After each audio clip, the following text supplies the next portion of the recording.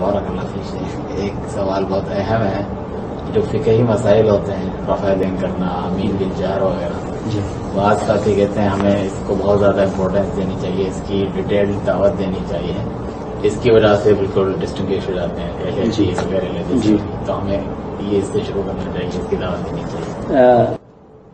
The question regarding how much importance, or some people give huge amounts of importance to the issue of Rafa al-Yadayn, meaning raising the hands in the prayer before going into ruku' and coming out of ruku' and coming out of the first tashahhud and so on. And likewise with the raising of the voice with Ameen. And other than that, maybe even the, where to place the hands and so on. Then, rather than looking at the issue itself, when we give da'wah to the people, we say to them, why do you make Rafa al-Yadayn? Because that's not really the issue. The real issue is, why isn't he following the hadith?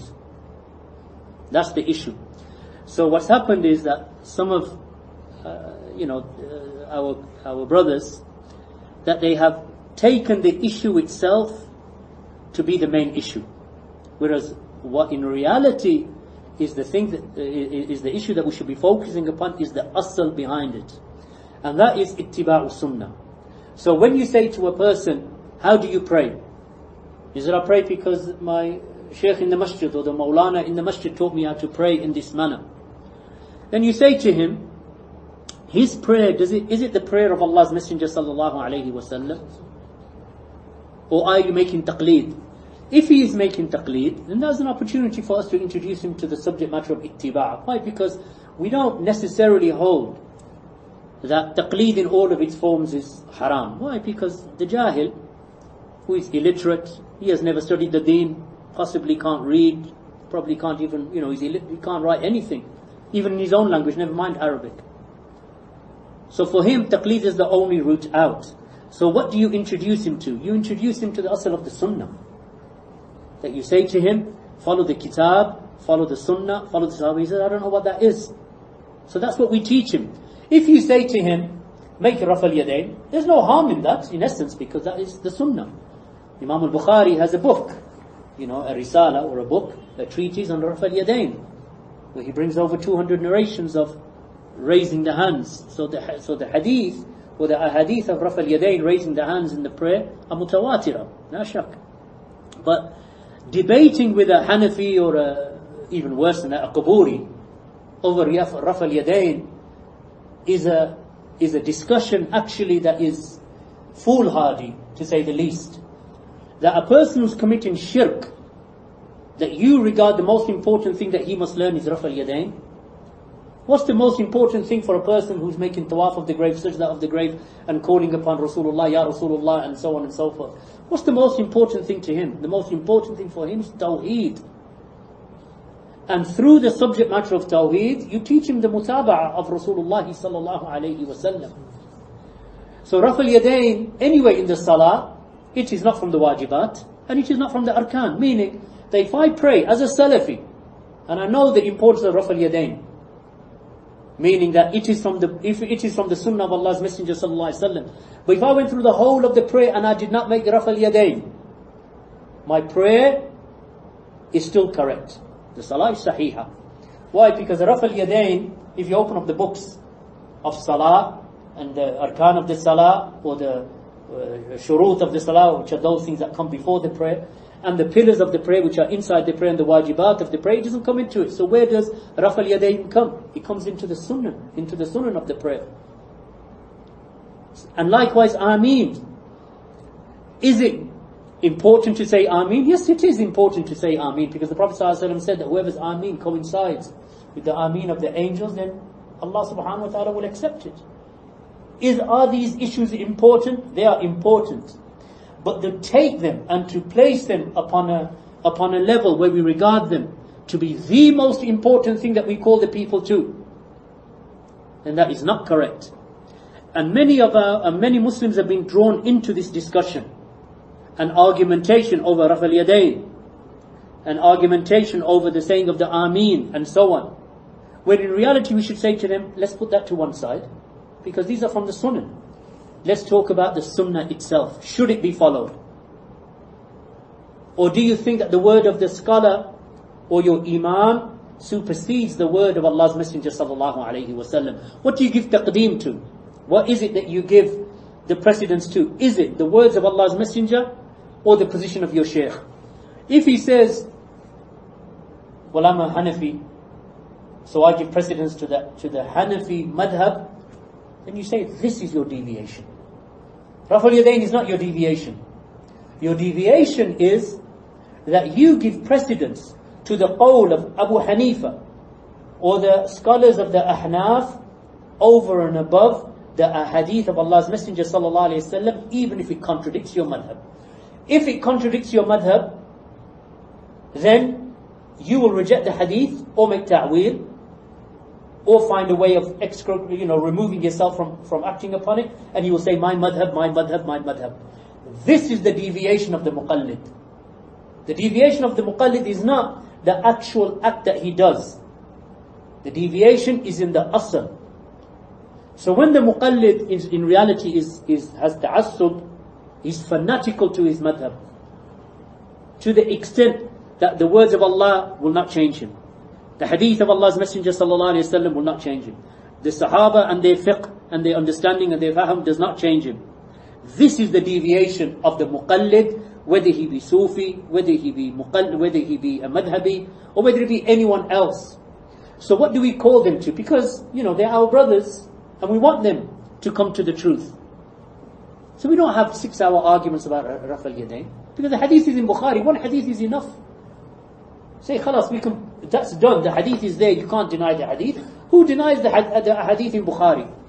Now the issue is, why do you not accept Raf al-Yadayn? So put Raf al-Yadayn to one side. How many dozens of other issues there are? Issues are actually greater than that. Why do you celebrate the birthday of the Prophet ﷺ? If you leave off Raf al-Yadayn in the prayer, in every single prayer, but not denying the fact that it is from the Sunnah. Because if you deny it from the Sunnah, then there's a problem. Because you're not allowed to deny anything that the Prophet ﷺ did, not even the siwak. So nothing is to be denied from the Sunnah. But he says, I will not do it, and he doesn't do it. His prayer is still correct.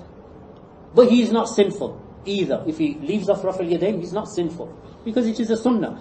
If he denies the Sunnah, then he is sinful. But he celebrates the birthday of the Prophet ﷺ now. That is a sin. He worships the graves and he calls upon the inhabitants of the graves, Ya Fulan Madad, for example. Then that is an issue where that person now has deviated. Now there he has committed a sin. In fact, if he calls upon the inhabitants of the grave, he has committed shirk. So these kind of issues are the issues that divide the people of haqq from the people of falsehood. As for the umur al-far'iyyah, we don't say they are unimportant, because the Sunnah is the essence of what we live upon. And we do not deny any of. That's why you find the Salafi will act upon every aspect of the Sunnah that he can get his hands on. He won't deny any of it. But when he's giving da'wah, what does he call to first? What did the Prophet ﷺ send Mu'adh bin Jabal to Yemen for? Called him to the Tawheed of Allah, and then to establish the prayer, and then to pay the zakah. This is what we begin with the aqeedah. So, we don't say that these issues of the prayer aren't important, but when you're giving da'wah in a country like this, for example, or in Bangladesh, or in India, or wherever, or in Iraq, or in Egypt, where you find vast numbers of Muslims. A man makes Raf al-Yadayn, but he calls upon Abdul Qadir. That makes him what? A person of Sunnah? Of course it doesn't.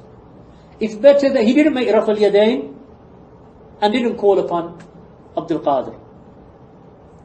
What is more important? So therefore, as for missing the wajibat in the salah, then that is of course the one who deliberately misses an obligation in the prayer, deliberately, not forgetfully, he abandons it, then his prayer is nullified. As for the one but if he forgetfully leaves any of the wajibat, and he continues the prayer, he does not have to return back and complete the wajib in the salah. As for the arkan of the salah, then whether he misses it deliberately or forgetfully, then he must do it and complete it, and in both cases they must make sujood al-sahw, because they are the obligations of the prayer. So the important thing here is that when we give da'wah, we always give da'wah to the kitab and the sunnah, once they understand the importance of the Kitab and the Sunnah, you don't have to tell them about Raf al-Yadayn. As soon as you give them the book, they see the hadith, because now you have taught them the importance of Sunnah, they will do it anyway. They will do it anyway. If, of course, you see a person and he says, I follow the Sunnah, and you say, well, I never heard you say Ameen. He said, well, do I have to? You say, no, that's not the issue. You said you follow the Sunnah. That's the reason I'm asking you. You don't make Raf al-Yadayn. Why don't you make Raf al-Yadayn? You said I follow the Sunnah. Why don't you make Raf al-Yadayn? Now that's a good question to ask, because he's made a claim for himself. If you've made a claim for yourself, look at the Abwab of Bukhari, look at the Abwab in the books of Fiqh and in the books of Sunnah, where the Sahaba radiallahu anhum, over 200 Sahaba radiallahu anhum made Raf al-Yadayn. Why do you make Raf al-Yadayn? You said you follow the Sunnah. And he was reported from the Prophet ﷺ that he made Raf al-Yadayn, that he raised his hands in the prayer. Why do you? The only reason now you're confronting him is because he's made a claim for himself. How can you make a claim for yourself if you're not following the Sunnah? And then he goes and celebrates the birthday of the Prophet ﷺ, which is clearly not from the Sunnah. Wallahu a'lam. Barakallah. If you allow something connected, it's important farah of this. So some of our brothers, like you said, the Rafi al-Yadayn in itself is a Sunnah.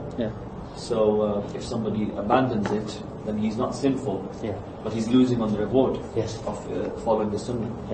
Some of our brothers, when we tell them the Salah or the different acts of worship are divided into wajibat, and they have arkan and shara'it and sunan and mandubat and what have you. And these, some of them, they even go to the extent of saying that who's done this division? Where is the dalil for this division in the Salah? This is one question, and then if they come to the next one. If they study the deen, and if they study the Salah of the Prophet sallallahu alaihi wasallam, the thing is, the person who doesn't know, then it is better that he admits that I don't know. He shouldn't say, well, these divisions, you've invented them yourselves. Because that's jahl, because he doesn't understand. The man who came to the Prophet sallallahu alaihi wasallam, he came to the masjid, he prayed, then he came to the Prophet sallallahu alaihi wasallam and gave salam to the Prophet sallallahu alaihi wasallam. The Prophet sallallahu alaihi wasallam said, go back and pray. You did not pray. But as far as he's concerned, he's prayed. Why? Because he missed something. There's something that he's not doing correct. They are arkan.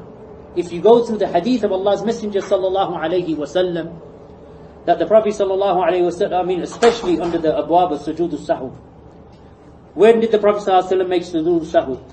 If the Prophet sallallahu alaihi wasallam or the Sahaba radiallahu anhum missed the middle tashahhud in the salah, did they go back and repeat the middle tashahhud, or did they leave it and then make sujood al-sahw? Because now that will tell you that by either doing it or leaving it accidentally, without realizing, forgetfully, does it nullify the prayer? If the Prophet ﷺ came back and repeated it without leaving it, then we know that it is a nullifier. If, however, the Prophet ﷺ did not pray the middle tashahhud, but he completed the prayer, and then he realized, and he made the sujood al-sahw, then you know that first tashahhud is not from the arkan, but rather it is from the wajibat. That obviously takes ilm for a faqih. Not for these juhal to come along and say, well, I don't accept what the fuqaha have said, I don't accept what the great scholars of al-Islam have said. The Prophet ﷺ on an occasion, Salatul Dhuhr if I recall, the Prophet ﷺ prayed 2. And when he finished, some of the Sahaba started talking amongst themselves. Has the prayer been reduced? Or did he forget? So they went and they asked him, Ya Rasulullah, has the prayer been reduced? Or did you forget? He said, nor has it been reduced, nor have I forgotten. They said, no, Ya Rasulullah, you prayed 2. When he confirmed and verified that he had prayed 2, what did he do? Just make sujood al-sahw, or did he make the extra 2? He made the extra 2. So what does that tell you? That the salah, it's raka'at, that they must be completed in the number that is reported in the sunnah, and by making them decrease, then your prayer is not valid. Likewise, Surah Al-Fatiha. Prophet ﷺ said, whoever did not recite Fatihatul Kitab, then he has no prayer. So now we know Surah Al-Fatiha is a rukn from the arkan of the salah. Then the scholars differ that when you're praying behind the imam in a loud prayer, is the recital of the imam sufficient for the one who is praying behind him? That's an issue of dispute. And the scholars have discussed it, from them Shaykh al-Fawzan, and the Hanabila have long discussions upon it, and so do the Ahnaf, as Al-Albani also, rahimahullah ta'ala, has discussed the issue. But the point here is that the Jahil who does not know, because he lives in his own, dunya, he lives in his own world or his own cocoon. If he was to read why the scholars have come to the conclusion that they've come to, yes, there is some differing amongst Ahlul Ilm. In most of the matters of, from the furu of the deen, Amur al-Far'iyya, the scholars will differ. For example, they differ in the number of the wajibat. They differ. Is such and such a wajib, this, what is said between the sajdatain, is it wajib or is it not wajib? There is some discussion over some of those issues. But the actual origin, that they are shurut of the prayer, which Jahil is going to deny that they aren't shurut of the prayer? Well, you can just go into prayer without any conditions. Wudu is a shart from the shurut, condition from the preconditions of the prayer. Your garments being free from najasa or najasat, from impurities, is from the conditions of the prayer. The place that you're praying in, free from, likewise, najasat. The istiqbalul qibla, facing the qibla. These are from the shurut of the salah. Who's going to deny that? The niyyah. And the niyyah is of two types. First niyyah is the niyyah for Allah subhanahu wa ta'ala, sincerely for Allah. Second type of niyyah that makes tamyiz between the ibadat. Am I praying dhuhr? Am I praying asr? It's dhuhr. This niyyah is not vocalized. So you don't say, oh Allah, I pray before you salatul dhuhr. So it's not vocalized. It is in the heart. So the niyyah is two types. One is, it is for Allah and not to show off for the people. Secondly, to make a distinction between the ibadah, between this ibadah and another ibadah. These are from the shurut of the prayer. Yes, the jahil can come along and say what he wants. Does that change any reality? If a person doesn't make takbir to enter the prayer, what prayer does he have? Because takbir is a rukn. So what, he enters the prayer and he doesn't make takbir and there's no harm to his prayer? Who distinguishes? It is the hadith of Allah's Messenger sallallahu alayhi wasallam. And the scholars have taken those hadith, and for the simplicity of because the Sahaba understood, because the Sahaba were ulama and scholars, and they saw the Prophet sallallahu alayhi wasallam and they heard the Prophet sallallahu alayhi wasallam. Then, when the scholars of hadith and the scholars of fiqh realized that, a generation later, even, within a generation of the Sahaba, that all of these Ajamis, all of these non-Arabs are entering into Islam from Khorasan and from North Africa and from other places. They're coming into Islam, and the hadith do not make it clear in their minds what is a condition, what is a rukn, what is a wajibah, what is mustahab, what is mandub, and so on, or from the sunan of the salah. They don't know. So what do the scholars start doing? The scholars to explain to them, these are the shurut, these are the arkan. So all of the shurut are outside of the prayer before you start praying. Arkan are the pillars within the prayer that cannot be left. Not forgetfully and not deliberately. If you leave it deliberately, your prayer is nullified. If you leave it forgetfully, then you must return when you remember and do it again, even if it is after the prayer has finished, like in the hadith that we mentioned of the Prophet ﷺ. If it is from the wajibat of the prayer, if it is something that is wajib, then it is obligatory and it must be done. If you leave it deliberately, your prayer is nullified. If you leave it accidentally, forgetfully, you weren't paying attention, then you do not return back to it. Rather, you continue your prayer, and you make, in both cases, sujood al-sahwa at the end of the prayer. If there was a reduction in your prayer, in the correct position of the scholars, even though the scholars differ, in the correct position of the scholars is that if there was a deficiency in your prayer, meaning that you left something out from the wajibat, or from the arkan, and you had to make it up. If it was something that was naqis, then the sujood al-sahw is before the taslim. If it was an addition, meaning that you added a wajib to the prayer without realizing, or a rukn without realizing, then your sujood al-sahw, your prostrations for forgetfulness, are after the taslim. Some of the scholars say it doesn't matter either way. But that is the position of Shaykh ibn Uthaymeen and a group of the Sahaba, a group of the Salaf. Allahu Ta'ala A'lam. So, another one? This related, it's an important discussion that's opened. So, some of them say when they come to the issues of Raf' al-Yadayn and Jahr bil-Ameen, and where do you tie the hands, the position, in the Qiyam and what have you, they say, well, we highlight these issues because this makes tamyiz of Ahlul Hadith from the Muqallida.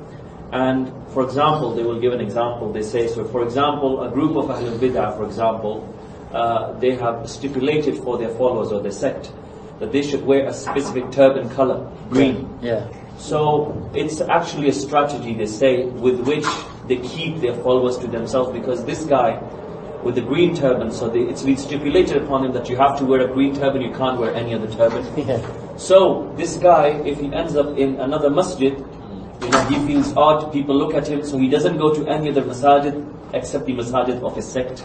Yeah. So they say we should take the same example, the same strategy, and stipulate that Rafa al-Yadayn should be done. Yeah. Should be said, because if they go to the masajid of the Ahl al-Bid'ah, and if they know that they have to do Rafa al-Yadayn, they can't leave it, then they will not pray in their masajid, and we'll keep them in our masajid. So is this taking the strategy from these people to implement to keep your jama'ah? Making the sunnah dhahira in every aspect is a form of distinction between Ahlul Haqq and Ahlul Batil. And if a person makes Rafa al-Yadayn, distinguishing himself as a person who follows hadith, I'm not talking about a particular jamaat that calls itself people of hadith. I'm talking about individuals like us. When we pray certainly showing everyone who is around us with our hands, with the right hand upon the left, upon the chest, upon the breastbone. Showing them, Jazakallah khair, showing them that we are individuals who follow the hadith of Allah's Messenger sallallahu alayhi wa sallam. And this is khair. Just like when you make wudu, that whichever mosque that you go in, you show them. Meaning that you make your wudu, you got socks on, turn around and wipe, make muss over your socks in front of them. So they know that this is the sunnah. If you're in the salah with them, as long as they're not going to beat you, if there's a fear of harm, then you don't. Clear, you don't bring yourself to destruction or harm over these issues. But if you are in a masjid, in a group, like in an airport, or in a masjid upon a motorway or a highway, and the people ask you to lead, then lead and make the sunnah clear to them. Because it is possible that one of them may come to you afterwards. And this is where the caller to Allah needs to distinguish himself with nobility and noble manners. Because some of them may come to you and say to you, you're a Wahhabi. Kya kar rahe hain? Now, a person who's got a short temper will react likewise. What are you, a Brelwi? That's not da'wah. Then you say to him, my brother, I am not a Wahhabi. I am a Sunni who follows the Sunnah of the Prophet ﷺ. What makes you think that these words that you're using towards me, why are you calling me these names? They'll say to you, because you made Rafa al-Yadayn. Now that becomes a madkhal, an entry point for da'wah. That's an entry point for da'wah. And you say to them, I make Rafa al-Yadayn because that is from the Sunnah, and the Sunni follows the Sunnah, and this is the Sunnah. Now you brought him back to the Asr. So, and likewise where you place your hands. If you are praying amongst a group of Amatun Nas, then make distinct hands on the chest. Not because I belong to a particular sect in Pakistan. Not because I belong to a particular Jam'iyyah in Pakistan. No. Because I belong to the Jama'ah who follow the Sahaba radiallahu anhum, whether he's in Timbuktu, or Alaska, or China, or Nepal, or Bangladesh, or Pakistan, because we are one brotherhood, the people of Sunnah, the people of Hadith, the people who follow the Da'wah to Salafiyah. So yes, the Amatun Nas, they should look at you and think, he's ghareeb. Why? Bada'a Islamu ghariba. Islam began as something strange. So when they see you, they see a stranger. Let them see the strangeness in you. Because then they are more likely to question. If you stand there and you think, well, there's about 22 Hanafis behind me, and really I'll just do what they do. Who's going to ask you anything else? Because you've done nothing different. But if you make Rafa al-Yadayn and you're reciting وَلَضَّالِّينَ, you know no one behind you is going to say Ameen. So you say Ameen. Even if one of them comes to you afterwards and say, kya kar rahe hain? Ye kya hai? Then you can explain to them. Hadith of the Prophet ﷺ. That the Sahaba radiallahu anhum and the Prophet ﷺ used to say Ameen, and the hadith of the Prophet ﷺ that the one who's Ameen coincides with the Ameen of the angels. Say Ameen when the Imam says Ameen. Or when the hadith of the Prophet ﷺ, when the Imam says Waladdaleen, then say Ameen. Say there's a hadith. Aapka kya matlab hai? Now you opened up a door for da'wah. You may never see that man again, but you know what you're going to do? Ye hamari website hai, tawheedkhalis.com. And you may never see him again, but you know he might go to that website and he's learned something. Because on the website you're not doing 5-hour lectures on Raf al-Yadayn. It's Kitab al-Tawheed, you know, the ahkam that you do in Salah and whatever else, you know, al-Wasatiyah and whatever other books that you've taught. Now you've introduced him. So yes, it is important, and we pay attention to this in the UK a lot. So when we're on a service station, the brothers will line up, and it's heel to heel, ankle to ankle, shoulder to shoulder. The Ameen can be heard inside the service station in a non-Muslim land, and Muslims are going past, and you know what? Wallahi, they look at us with respect. Say, look, they don't miss the prayer. We've never seen prayer like this before. And a lot of times people will come to you. People will come to you. So in that sense it is good, but not on the basis of I am a member of a jama'ah, except the jama'ah of the Sahaba. Except the jama'ah of the Sahaba. It's intention, because like you mentioned, Barakallah Feek, the intention of tamyiz to open a door for discussion. Yeah. But here, the tamyiz is done to keep your jama'ah to your masajid. Yeah. So they are afraid to go to this masajid to make Rafa al-Yadayn. Yeah. Yeah. Well, in that case, we open the door a bit more for them and say, wherever you pray, don't hide your Rafa al-Yadayn, don't hide, because the Prophet ﷺ said, "Sallu kama ra'aytumuni usalli," pray like you have seen me pray. So, wherever you are, whether you are in this masjid, well, you can't pray in certain masajid anyway, who have with them kufr or shirk or, you know, and so on. But anyway, if you do end up behind a Hanafi, for example, who's upon Tawheed, inshallah, and you pray behind him, and he's praying the prayer, let them see. Obviously don't scream the house down, like, you know, because that's overdoing it. But when he says Waladdaleen, say Ameen, you know, just in that type of voice. So you don't make an example of yourself that they can mock you, but enough to say Ameen. So a person next to you will say, well, this guy just said Ameen. Maybe one of them will afterwards say, when I go out, I'm going to ask you, why did he say Ameen? Imagine if you find a person like that, and you've guided one person to the Sunnah. You know, this is how we give da'wah, inshallah. But we do not, just like, I mean, when you open up the books of the Aqidah, like Barbahari, for example, and likewise Abu Zur'a and Abu Hatim, and likewise in some of the works of the other works of the Salaf, that they would say that from the signs of Ahlul Sunnah is wiping over the leather socks, over the khuffain. Why did they introduce the wiping of the socks? Why? Because the Rafidah, they wipe over barefoot. And as for the Muqallida, then they reject the wiping altogether, or a group of the Muqallida. So therefore, that's why they introduced it into their works. You know, because it is one of those distinguishing signs of Ahlul Sunnah, the wiping over the socks. As for, you know, for political purposes, well, our Jama'ah wears a green turban, then there's no such, you know, banners and colours and mascots in Islam. Alhamdulillah. We don't even have a priesthood. You know, like you look at the Christians, they're priests, they wear a certain garment. Amongst the Muslimin, there is no particular garment for a person of knowledge. You don't say, well, once you reach a certain level of knowledge, you wear purple. You know, like the bishops do and so on. And then when you reach it, then you wear that big, you know, cone on their heads. Right, like a, you know, yeah, whatever. Right? Islam doesn't have any of that. So what these sects are doing, Ahlul Bid'ah, they say, you know, our sect wears orange garments. And I saw a group, I think it was at Hajj or Umrah, and I'm seeing it was Hajj. These guys are wearing orange, saffron, which is forbidden anyway. Why? Because the whole Jama'ah is commanded by their leader to wear it. And Islam has no such colours, you know, you're not a football team, you don't have colours like that.